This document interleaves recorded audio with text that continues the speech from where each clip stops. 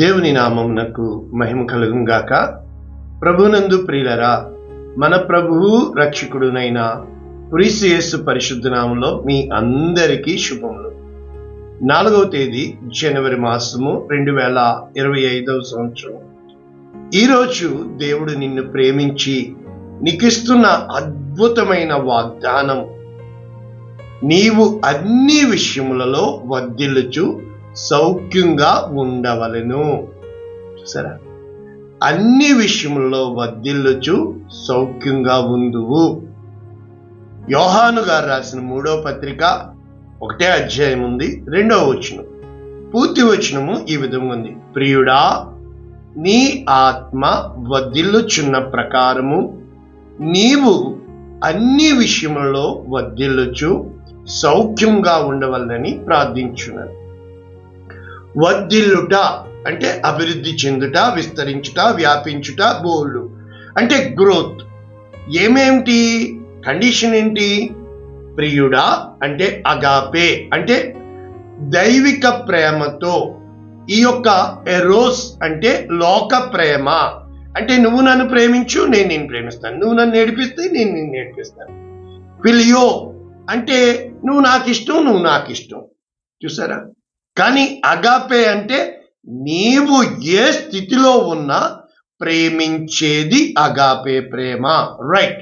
ఇప్పుడు ప్రియుడా అగాపే, నీ ఆత్మ వర్ధిల్లుచున్న ప్రకారం అంటే మొట్టమొదట ఆత్మ వర్ధిల్లాలి ఈజ్ ఈక్వల్ టు అన్ని విషయములలో వర్ధిల్లుచు అంటే ఆత్మ ఈజ్ ఈక్వల్ టు అన్ని విషయాలలో కూడా నువ్వు వర్ధిల్లుచు. కనుక మనము ఇంగ్లీష్ చూద్దాం, గ్రీకు చూద్దాం, హెబ్రూ చూద్దాం, రూట్కి వెళ్దాం, నేర్చుకుందాం. ఈరోజు సౌఖ్యంగా ఉండవలనని ప్రార్థించున్నా అంటే అతను ప్రార్థిస్తున్నాడు సౌఖ్యంగా. అంటే అర్థం ఏంటంటే కంఫర్ట్ జోన్. మనం అనుకుంటాము చల్ల కదలకూడదు, అది అలా ఉంటే ఎలా ఉంటుందో మీకే తెలుసు. ఫారం కోడి ఎలా ఉంటుంది, ఫ్రిడ్జ్ లో పెడితే ఏ విధంగా ఉంటుంది, నన్ను పట్టుకో కోసుకుని తిను అని. మరి నాటుకోడి ఎంత చురుగ్గా చలాకీగా ఉంటుంది. కనుక చాలా మంది కంఫర్ట్ జోన్ అంటే మనకి ఇష్టమైన చోట ఉండిపోవడానికి, మనకి కష్టమైంది వద్దు. కానీ ఇక్కడ దేవుని యొక్క వాక్యము నువ్వు సౌఖ్యంగా అంటే సుఖంగా అని కాదు, అక్కడ దేవుని చిత్తానుసారముగా దేవుని యొక్క కార్యాలలో నీవు అన్ని విషయములలో వర్ధిల్లుచు నీ ఆత్మ వర్ధిల్లింపు. కాబట్టి ఈరోజు ఈ వాక్యము ఇంగ్లీష్ లో ఏ విధంగా ఉంది, అసలు మనకి దేవుడు ఏమి చెప్పడానికి ఇష్టపడుతున్నాడు అనేది మనము నేర్చుకుంటే 3rd జాన్ అంటే 3వ జాన్ అని కాదు, 3rd జాన్ ఎపిస్టల్ 3rd అన్నమాట. Right. Only 1 chapter 2nd verse. New living translation. Dear friend. చూసారా, ప్రియుడా, బిలౌడ్ అని కూడా రాశారు. ఐ ప్రే లేకపోతే I hope all is well with you అంటే మనం అందరం అనుకుంటాం కదా అన్నీ కూడా చక్కగా ఉండాలని. కాబట్టి and that you are as healthy as in body అంటే మొట్టమొదట ఆరోగ్యమే మహాభాగ్యం కదా. ఆరోగ్యం పోగొట్టుకుని అన్నీ ఉంటే ఏం లాభం? కాబట్టి హెల్తీ. రెండవది ఏంటి? As you are strong in spirit అంటే నీవు ఆత్మలో బలపడము ఈజ్ ఈక్వల్ టు సంపూర్ణ ఆరోగ్యము అని దేవుని యొక్క వాక్యము సెలవిస్తుంది. ఇంగ్లీష్ స్టాండర్డ్ వెర్షన్ కూడా చదివితే బిలౌడ్, ప్రియుడా, I pray that all may go well with you నీకు అన్నీ కూడా క్షేమముగా వెళ్ళవలనని, and that you may be in good health అంటే నీవు ఆరోగ్యంగా మంచి విధముగా ఉండాలని, as it goes well with your soul అంటే నీవు ఆత్మలో. అందుకనే పైకి నవ్వుతున్నా లోపల ఏడుస్తూ ఉంటాం, లోపల ఏదో పెట్టుకుని పైకి కపటముగా మాట్లాడుతూ ఉంటాం. అంటే ఇక్కడ భావము మనకి ఏమి చెప్పబడుతుంది అంటే స్పష్టముగా పైన అంటే లోపల బయట కూడా అంటే లోపల వెలుపల, ఇన్నర్ అండ్ అవుటర్ రెండు అంటే నీ మనస్సు నీ యొక్క దేహము రెండు ఏకీభవిస్తే ఆత్మ వర్ధిల్లుతాది. కనుక మనస్సు ఇక్కడ ఉంది, హృదయము ఇక్కడ ఉంది. 14 అంగుళాలు అన్నమాట. అందుకే స్కేలు ఆ లెంత్ 14 ఇంచెస్ పెడతారు, సెంటీమీటర్స్, రైట్? అంటే అర్థం ఏంటంటే ఈ మైండ్ నిన్ను పరిగెట్టిస్తుంది, హృదయము దుఃఖపడుతూ ఉంటది. ఇది చాలా పూర్తి వ్యతిరేకము. మైండ్ కళతో చూసింది నమ్ముతుంది, హృదయాన్ని ఎప్పుడూ ప్రేమ కోరుకుంటూ ఉంటుంది, నిరీక్షిస్తుంటుంది, ఓర్పు కలిగి ఉంటుంది, ఆశయము కలిగి ఉంటుంది, దేవుని మీద ఆనుకొని ఉంటుంది. దీన్ని ప్యాషన్ అంటారు, దీన్ని ఫ్యాషన్ అంటారు. ప్యాషన్ అంటే లోకపు పోకడ, ప్యాషన్ అంటే నీ హృదయ వేదన. నీకు కావలసింది దేవుని ప్రణాళిక. పరమాత్మ ఎక్కడ ఉంటాడు, మన ఆత్మ ఎక్కడ ఉంటుంది. కనుక లౌకిక ఆత్మ, దైవ ఆత్మ, ఇన్ని భావాలు ఉన్నాయి. ప్రభునందు ప్రియులరా, ఒక్కసారి మనము గ్రీక్ వేషన్ చదువుకుంటే బిలౌడ్ అన్నదానికి అగాపేటే, చూసారా? బిలౌడ్ అంటే దేవుని ప్రేమతో పిలుస్తుంది. పెరి అంటే కన్సర్నింగ్ ఆల్ థింగ్స్. ప్యాంటన్ అంటే అన్ని విషయాలలో. ఉదాహరణకి మత్తయి 5:18, భూమి ఆకాశము గతించును గాని ధర్మశాస్త్రములో అన్ని విషయములు నెరవేరు వరకు ఒక పొల్లైనా సున్నైనా తప్పిపోదు. All, whole. చూద్దాం. కాబట్టి ప్యాంటోన్ యుకేమై అంటే ఐ ప్రే, నేను ప్రార్థిస్తున్నాను అని చెప్పుతూ, టు ప్రాస్పర్ యూడోస్తోసై అంటే నీవు వర్ధిల్లుటకు, అభివృద్ధి చెందుటకు. అంటే ఇప్పుడు మనం పుట్టామండి, అలాగే ఉండిపోకూడదు కదా. మనము మొదట ఏమవుతాము, మెల్లిగా పాకుతాము, కూర్చుంటాము, తప్పటడుగులు వేస్తాము.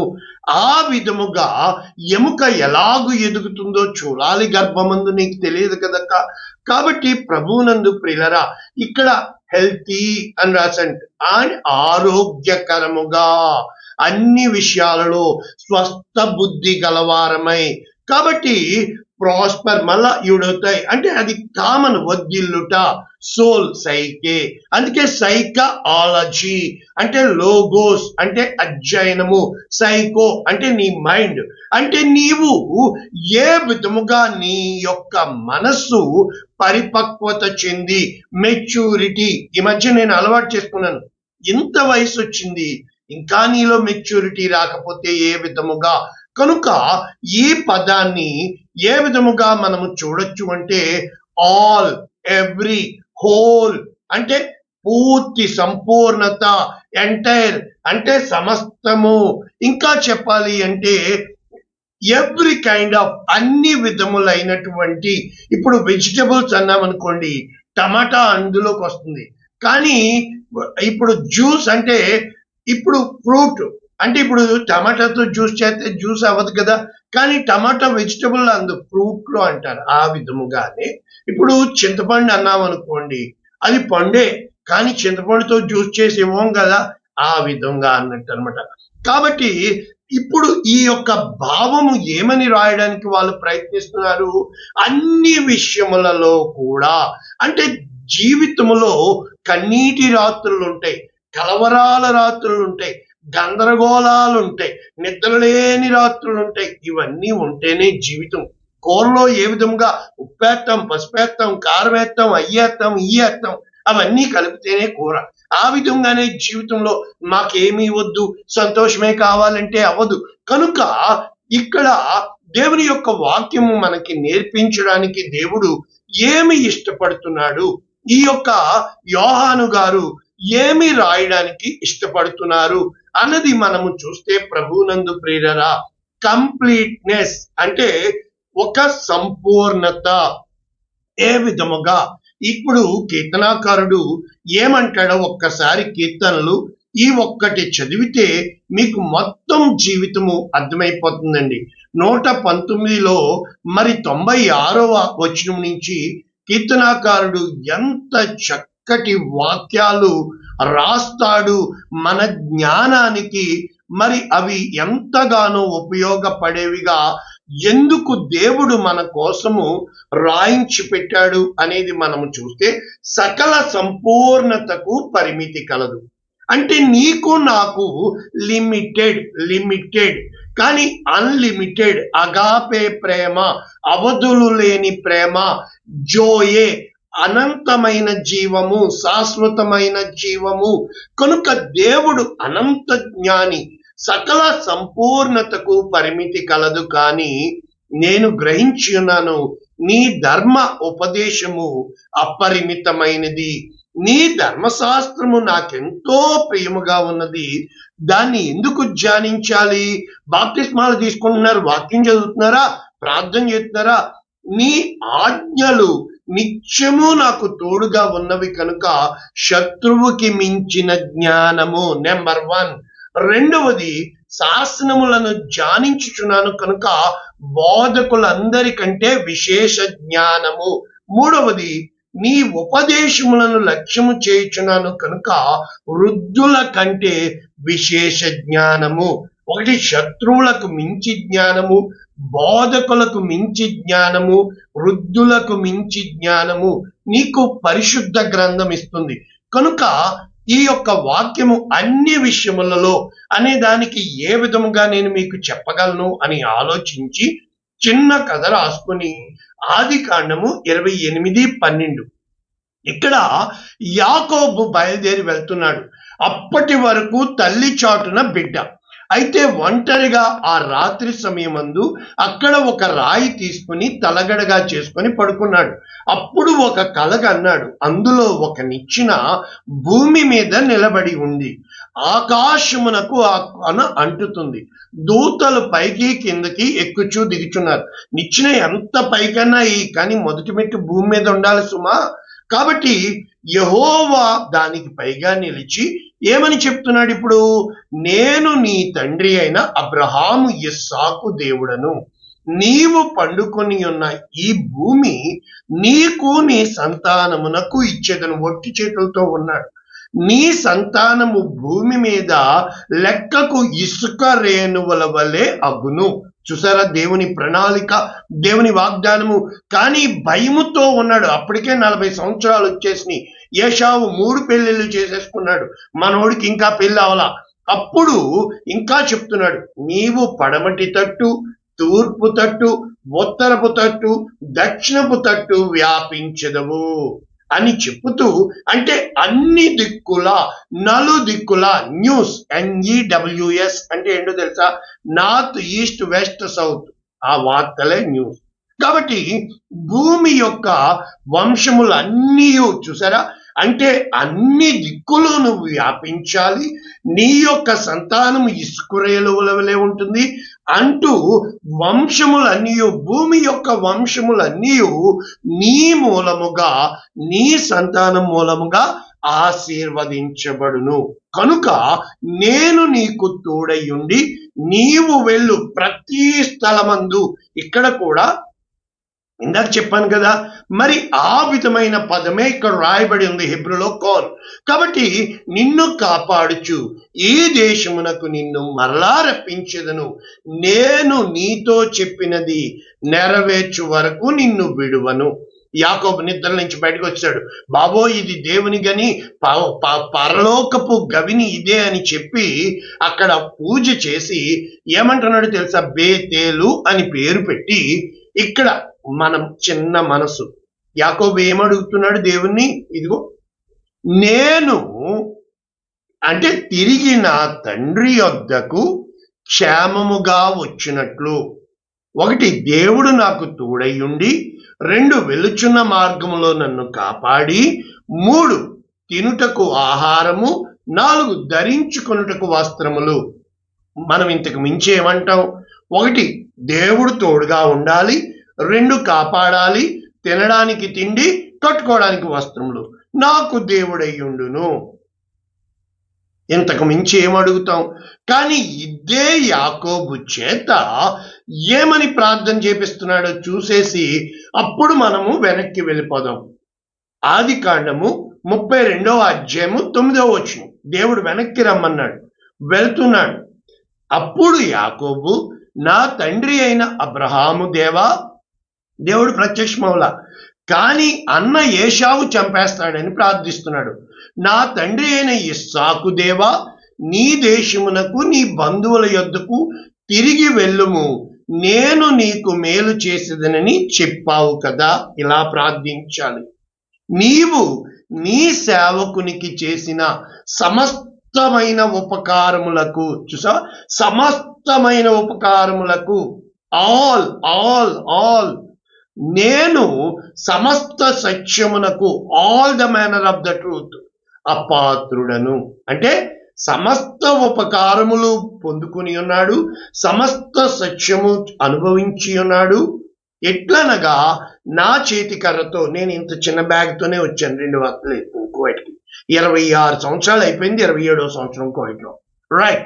నా చేతి కర్రతో మాత్రమే ఈ యోర్దాను దాటి తిని, ఇప్పుడు నేను 2 గుంపులై తిని అని చెప్పుతూ, చూసావా, అంటే నీవు చెప్పిన ప్రకారము నేను నీకు తోడైయుండి నిశ్చయముగా మేలు చేచు విస్తారమగుట వలన లెక్కింపవలని, చూసా, నీవు సెలవిచ్చితివే. ఇలాగ వాగ్దానాలు ఎత్తిపెట్టుకొని ప్రార్థించాలి. కాబట్టి ప్రభువునందు ప్రియులరా, ఇప్పుడు అన్ని విషయములలో అనేది మనము కొంచెం వాక్యాలు చూస్తే, మొట్టమొదట మనము ఎన్నో ఆశపడుతూ ఉంటాం కదా. అయితే గుర్తుపెట్టుకోండి, కీర్తన 34:8 ఏం చెప్తుందంటే, యెహోవా ఉత్తముడని నీవు రుచి చూచి తెలుసుకోవాలి. ఏ విధముగా? ఆయన యందు భయభక్తులు ఉంచిన వానికి ఏమీ కొదువ ఉండదండి. నేను దేవునితో నడిచాను, నాకు ఏ కొదువ లేదు, నేను ధైర్యంగా చెప్పగలను. అదే విధముగా దేవుని విషయములో కీర్తన 37:4 ఏం చెప్తుందో తెలుసా? యెహోవాను బట్టి సంతోషించినప్పుడు నీ హృదయ వాంఛలన్నింటినీ తీరుస్తాడండి, కోరికలు కాదు. నీ యొక్క, ఇందాక చెప్పాను, ఇక్కడ హృదయంలో వాంఛ ఉంటుంది, ఇక్కడ కోరిక మైండ్లో ఉంటుంది, రైట్. కనుక ఫిలిప్పీ 4:19 ఇవన్నీ ఒకే కాన్సెప్ట్. దేవుడు తన ఐశ్వర్యము చొప్పున క్రీస్తు యేసునందు మహిమలో మీ ప్రతి అవసరము కూడా తీర్చును. ప్యాంటోన్ పాస్ అంటారు. ఇప్పుడు మీకు అర్థమవుతుందా ఎన్ని భావాల్లో ఈ మాటలు రాయబడినాయి? ఇవన్నీ నీకు తీరాలి అని అంటే దేవునికి తెలీదా? కాబట్టి దేవుని యొక్క వాక్యము మనకు ఇంకా లోతుగా వెళ్తే, దేవుని యొక్క వాక్యము మరి 6వ అధ్యాయము మత్తయి సువార్త 33వ వచనం, మీరు ఆయన రాజ్యము నీతిని వెతుకుడి. మొట్టమొదట నీవు దేవుని వెతికినప్పుడు ఆయన రాజ్యము నీ హృదయానికి రారాజు దేవుడు కావాలి, యజమానుడు యేసుక్రీస్తు కావాలి. నేను దేవునికి లోబడి ఉండాలి, అపవాదిని ఎదించాలి. అప్పుడు సమస్తము నీకు సాధ్యమవుతుంది. అప్పుడు అవన్నీ మీకు అనుగ్రహించను. అన్ని, ఆల్ ఆల్ ఆల్ అంటే ఇంకా నీకు ఇది లేదు అని ఉండదు. అన్నీ ఇస్తాడు దేవుడు. నాకు ఇచ్చాడు, దేవుడు నాతో ఉన్నాడు, నేను ధైర్యంగా చెప్పగలను. కానీ కొంతకాలము కఠినమైన శ్రమల గుండా వెళ్ళాలి. నిజంగా నీవు తీసుకున్న నిర్ణయం మీద నీవు నిలబడి ఉంటావా లేవా అని ఎంతగానో దుష్టుడు నిన్ను పైన కిందకేస్తా ఉంటాడు. నీ చుట్టూ ఉన్న వాళ్ళు సలహాలు ఇస్తూ ఉంటారు. కానీ నిన్ను పిలిచిన పిలుపుకి, నీకు చూపించిన దర్శనానికి నీవు కట్టుబడి ఉండాలి, నీవు నిలబడి ఉండాలి. కారణం ఏంటంటే ఇర్మియా గ్రంథం 17వ అధ్యాయం 9వ వచనం, అందరూ మోసగాళ్ళని అనుకుంటాం, అన్ని మోసమైన అంటే కాదు. హృదయము అన్నింటికంటే మోసకరమైనది, అది ఘోరమైన వ్యాధి కలది. ఇప్పుడు నీ ఆరోగ్యం కావాలంటే, నీవు అన్ని మేలులు పొందుకోవాలంటే మొట్టమొదట అన్నింటికంటే ఘోరమైనది ఏంటో తెలుసా? నీ హృదయం. కనుక ఈ హృదయాన్ని అది ఘోరమైన వ్యాధి కలిగింది. కనుక ఎప్పుడైతే నీ హృదయము నిండా దేవుని వాక్యాన్ని నింపుకుంటావో, భక్తుడైన దావీదు ఏమంటాడు? నీ ఎదుట పాపము చేయకుండానట్లు నీ వాక్యము నా హృదయములో భద్రపరుచుకుని ఉన్నాను. యవనస్తుడు దేని చేత తన నడత శుద్ధి చేసుకొనును నీ వాక్యము చేతనే కదా. కనుక ప్రభువునందు ప్రియులరా మీకు అర్థమవుతుంది. మరి అన్నింటికంటే ఘనమైనది ఏంటి? హెబ్రీయులకు రాసిన పత్రిక 13వ అధ్యాయం 4వ వచనం, అన్ని విషయములలో వివాహము ఘనమైనది. కనుక వివాహము అన్న వెంటనే మనం అనుకుంటాము భార్యాభర్తల సంబంధం. అవును, అది క్రీస్తుకు మర్మమై ఉన్నది. ఎప్పుడైతే దైవికముగా భార్య భర్తని యజమానుడిగా చూస్తాడో, భర్త తన శరీరము భార్య అని చూస్తాడో, ఇప్పుడు యజమానుడు యేసుక్రీస్తు, ఆ శరీరము సంఘము, ఆ యొక్క మొదటి వివాహము ఆదాము అవ్వకి ఏదేను తోటలో ఆ యొక్క దేవుడు తండ్రి చేస్తే, మరి ప్రియుడు భర్త యేసుక్రీస్తు, సంఘము వధువు పరలోక రాజ్యములో మరలా పెండ్లి జరుగుతుంది. మనం అందరము కూడా దేవుణ్ణి మహిమపరచాలి. గాడ్లీ కాన్షియస్నెస్ ఉండాలి. క్రీస్తునందు లోబడి ఉండాలి, మనుషుల యందు కాదు. వారు మనకి అన్యాయమే చేస్తారు, అక్రమమే చేస్తారు. మన మనసు బాధపడుతూనే ఉంటుంది. ఈ మనసు ఎప్పుడూ దౌర్భాగ్యం ఎక్కడ ఉందో తెలుసా? మన మనసులోనుంది. ఫీల్ అయ్యానండి అంటాం, అలా చేశారండి అంటాం, మనసు పగిలిపోయింది అంటాం, మనసు మొక్కలైపోయింది అంటాం, చెక్కలైపోయింది అంటాం. అది అవ్వాలనే దేవుడు చెప్తాము. ఏం చెప్పమంటారు? నీ మనస్సు పగిలితే తప్ప విరిగి నలిగిన ఆత్మతోను, నీ మనస్సు మొక్కలైతే ఆ రొట్టె విరిచితే తప్ప మరి ఆవగింజ. మత్తయి సువార్త 13వ అధ్యాయము 32వ వచనం ఏం చెప్తుంది? దేవుని పరలోక రాజ్యం దేనితో పోలుస్తాను? ఆవగింజ విత్తనములన్నింటిలో చిన్నదే, కానీ అన్నింటిలో చిన్నది ఏంది? ఆవగింజ. అది పెరిగినప్పుడు అంటే నిన్ను నీవు ఎంతగా తగ్గించుకోవాలి అంటే, యేసు క్రీస్తు ప్రభుల వారు ఎంతగా తగ్గించుకున్నాడో అంతగా ఆయన హెచ్చింపబడి ప్రతి మోకాలు ఆయన నామమున వంగి, అన్ని నామముల కంటే పైనామము యేసు క్రీస్తు నామం. చూసారా? మరి ఇలాగ ఎవరన్నా చెప్పారా? నీవు ఈ విధముగా కావాలి అంటే మత్తయి సువార్త 10వ అధ్యాయం 22వ వచనం, మీరు నా నామము నిమిత్తము అందరి చేత ద్వేషింపబడాల. నాకుంది సాక్ష్యం. అందరూ చిన్న చూపే, అందరూ మాట్లాడేవాళ్ళే, అందరూ సలహా చెప్పేవాళ్ళే, మనకి పైసా ఎక్కదు. నేను నమ్మిన వాణిని నేను ఎరుగుదును. నేను దేని కోసం ప్రయాసపడుతున్నానో, నా జీవితము దేనికి బలియాగమైందో, నేనేమి ఆశపడుతున్నానో, దేవుడు నన్ను ఎందుకు పిలిచాడో అది నేను మాత్రమే ఎరుగుదును. నేను పడిపోయిన స్థితి, నాకు ఆకలైన స్థితి, నాకు దాహమైన స్థితి, నా కన్నీటి లోయలు, నాకు కోపం వచ్చిన స్థితి, నా వేదన, నా శోధన, నా రోదన నాకు మాత్రమే తెలుస్తుంది. ఏ రోజన్నా తోడుగా ఉండేవాళ్ళు ఉంటారేమో కానీ బదులుగా ఉండేవాళ్ళు లేరు. ఆ బదులుగా వచ్చిన వాడు యేసుక్రీస్తు. నా కన్నీటిలో నాకు తోడుగా ఉండి, నా వేదన తన వేదనగా తీసుకొని నా కోసం బలియాగమైపోయిన వాడు యేసుక్రీస్తు. నన్ను ప్రేమించిన ఆయన ప్రేమ, ఈ లోక ప్రేమ కపటమైన ప్రేమ. ఈ లోకపు మనుషులు నిన్ను అలా నడి రోడ్డులో వదిలేస్తారు. అన్నింటికంటే నీవు దేవుణ్ణి అంతగా హత్తుకొని ఉండాలి. రూతు చెప్తుంది నయోమితో, రావద్దనవద్దు, బ్రతిమలాడవద్దు, నీవెక్కడ చేస్తావో ముసల్దానా నేను అక్కడే చేస్తానంటది. నీ దేవుడే నా దేవుడు, నీ జనమే నా జనము. నీవు నివసించుట, నిన్ను నన్ను వేరు చేసే వాళ్ళు ఎవ్వరూ లేరు అంటారు. వార్ప ముద్దు పెట్టుకుంది, రూతు హత్తుకుంది. ఈ రోజున అన్ని విషయాల్లో అంటే ఇశ్రాయేలు వినుము, నీ పూర్ణ ఆత్మతోను, నీ పూర్ణ హృదయముతోను, నీ పూర్ణ శక్తితోను, అంటే దేవుని ఎలా ప్రేమించాలి? అంతగా ప్రేమించాలి. అందుకనే అనేక మందికి నేను చెప్తూ ఉంటాను, సామెతలు గ్రంథము 3వ అధ్యాయము 5వ వచనం, నీ స్వబుద్ధిని మైండ్ ఆధారము చేసి కొనక నీ పూర్ణ హృదయంతో హోల్ హార్టెడ్లీ పూర్ణ హృదయముతో యెహోవా యందు నమ్మకముంచు. నన్ను చూసిన వారు 2 సంవత్సరాలు తలకిందులైపోయాను. ఎన్ని సలహాలో నేను నా దేవుణ్ణి నమ్మాను కనుక నా ప్రవర్తన అంతటి యందు ఆయన అధికారమునకు ఒప్పుకొన్నప్పుడు ఆయన నీ త్రోవలు సరళము చేస్తాడు. నీవు అడుగు వాటి కంటే, ఊహించు వాటి కంటే అత్యధికముగా ఈ నూతన సంవత్సరం 2025లో దేవుడు నీ పక్షమున కార్యము చేయనుగాక. ఆమేన్. ప్రార్థన చేయనా? పరిశుద్ధుడా, ప్రేమ కలిగిన తండ్రి, పరలోకపు సంగతులు వేరే, ఈ లోకపు సంగతులు వేరే. మీ తలంపుల వంటివి నా తలంపులు కాదు.